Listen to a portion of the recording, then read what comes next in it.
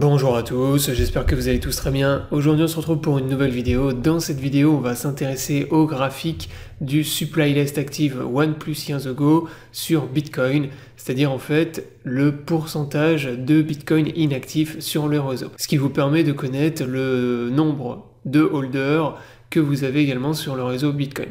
Puisque plus vous avez de Bitcoin qui sont inactifs, qui ne bougent pas, et plus vous avez de gens en fait qui hold leur Bitcoin dans des wallets. Donc je vais vous montrer également comment avec ce graphique vous pouvez obtenir des signaux d'achat, de vente, de retournement de tendance sur le Bitcoin. Avant de démarrer la vidéo, si vous êtes intéressé par le trading des crypto-monnaies, je vous invite à me rejoindre sur Exchange Bitget. Vous pouvez trader les crypto-monnaies en spot, en futur, vous avez même accès à du copy trading, vous pouvez recopier automatiquement les performances des meilleurs traders de la plateforme. Donc si vous n'êtes pas encore inscrit, vous avez le lien dans la description de cette vidéo. Ce lien vous permet d'avoir un bonus jusqu'à 8 000 $ lors de votre premier dépôt et vous avez également 10% de réduction sur tous vos frais en spot.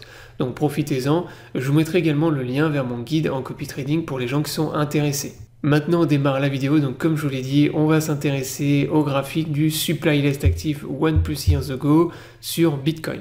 Donc pour obtenir le graphique, c'est sur le site Macromicro. Je vous mettrai également le lien pour obtenir le graphique dans la description sous la vidéo. Donc sur ce graphique, vous avez deux courbes. Vous avez une courbe jaune qui est le prix du Bitcoin tout simplement, et la courbe bleue qui est le pourcentage de Bitcoin inactif depuis plus de 1 an sur le réseau. Donc déjà, qu'est-ce que vous pouvez observer sur le graphique? C'est que actuellement on a un nombre de Bitcoin inactifs qui est historique, donc pratiquement à 70%, enfin même à 70% si on arrondit. Donc c'est un record historique, il n'y a jamais eu autant de Bitcoin inactifs aujourd'hui qu'il n'y en a eu dans toute l'histoire.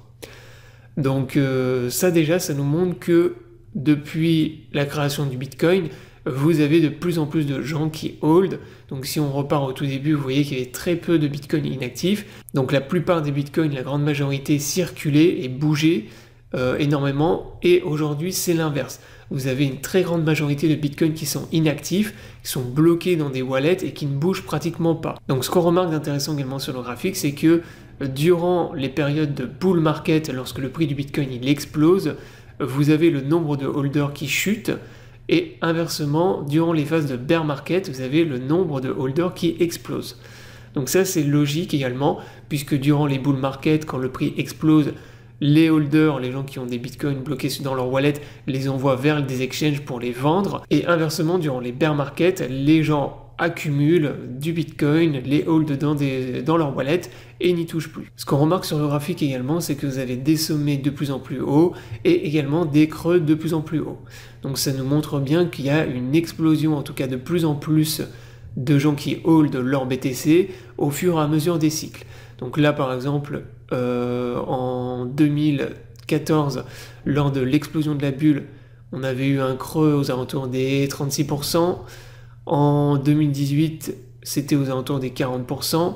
Et là, en 2022, vous voyez, à chaque cycle de bear market, on est à 54%. Donc, on a des creux qui sont de plus en plus hauts. Et également, quand on est dans des grosses phases d'accumulation durant les bear market, on a les sommets qui sont de plus en plus hauts. Donc ça, le fait est qu'on ait de plus en plus de holders, de plus en plus de Bitcoin inactifs. Qu'est-ce que ça implique sur le prix du Bitcoin? Et bien simplement que sur le long terme, tant qu'on va rester comme ça sur une dynamique avec un pourcentage de BTC inactif qui va augmenter, tant qu'on reste dans cette dynamique, le prix sur le long terme va continuer à augmenter. Pour une raison toute simple, c'est que vous avez une offre qui diminue du fait que vous avez de plus en plus de Bitcoin inactifs, et inversement, vous avez une demande qui explose au fur et à mesure des cycles. Donc à chaque cycle, vous avez une demande qui explose, avec de plus en plus de gens qui veulent acheter du BTC et des crypto-monnaies, et mécaniquement, si vous comprenez que si vous avez une offre limitée et une demande qui explose, et bien vous avez le prix qui explose également. Donc ça déjà c'est ce qu'il faut comprendre, et c'est l'importance de cette courbe de holder et de Bitcoin inactif. Donc tant qu'on aura un pourcentage de Bitcoin inactif qui continuera à monter, donc un pourcentage de holder qui va être de plus en plus élevé, le prix du BTC sur le long terme va continuer à monter. Ça c'est mathématique, tant qu'il y aura également une demande importante.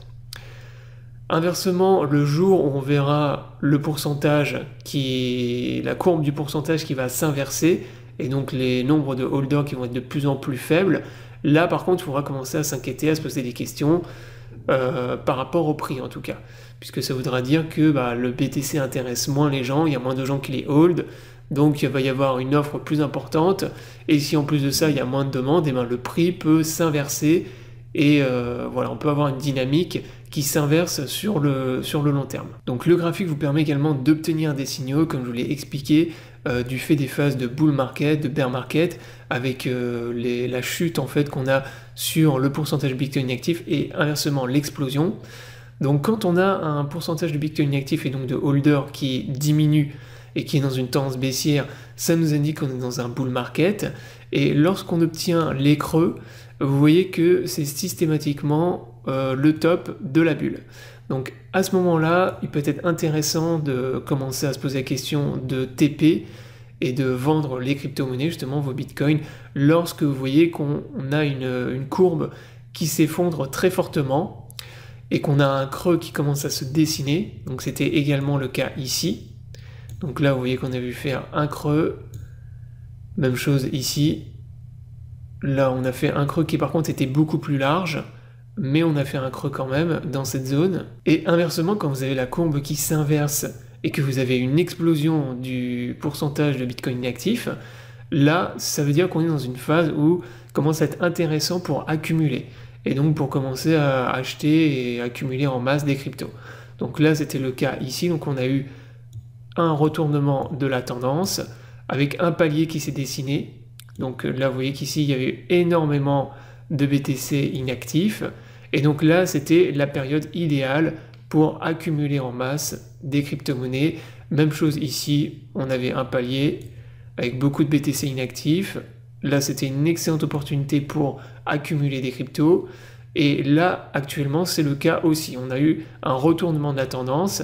Et là, vous voyez qu'on est sur une zone de palier avec un pourcentage qui ne fait qu'augmenter.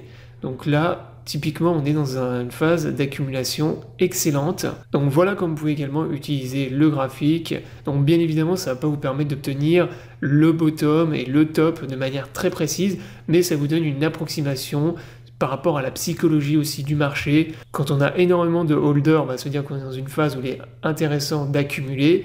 Et inversement, quand vous avez le pourcentage de BTC inactif qui s'effondre, c'est des périodes où il faut commencer à se poser la question de TP et probablement qu'on va commencer à avoir à un moment donné un retournement de la tendance. Donc voilà, j'espère que la vidéo vous aura plu. Je vous invite à vous abonner à la chaîne pour ne pas rater les prochaines vidéos. Je vous souhaite à tous une bonne journée et à bientôt pour une prochaine vidéo.